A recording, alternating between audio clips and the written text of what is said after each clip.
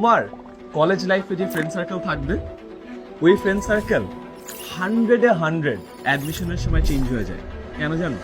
Because স্কুলেও তোমরা একসাথে যারা ভালো রেজাল্ট করছো কলেজে একই সাথে অনেকে হয়তো বা যাবা, এখানেও তাও কিছু কিছু ভাগ হয়, বাট অ্যাডমিশনে কেউ একসাথে থাকবে না।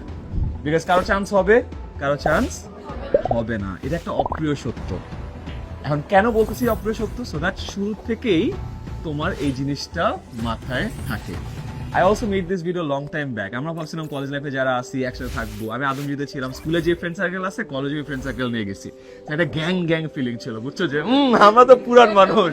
পরে যে আমাদের মাথায় ছিল যে ইউনিভার্সিটিতে একসাথে থাকবো, বাট একেবারেই না। স্পেশালি আমি যে জায়গায় গেছি আমার অন্য কোনো ফ্রেন্ড সার্কেল ছিল না, বিভিন্ন জায়গায় ছড়ায় গেছে। এই আইডিয়াটা এখন থেকে আসা দরকার, বিকজ কলেজ লাইফের টাইমটা খুবই শর্ট, এত শর্ট ধূপ করে গায়েব হয়ে যাবে এবং এই জিনিসটা রিকাভার আর করা যায় না।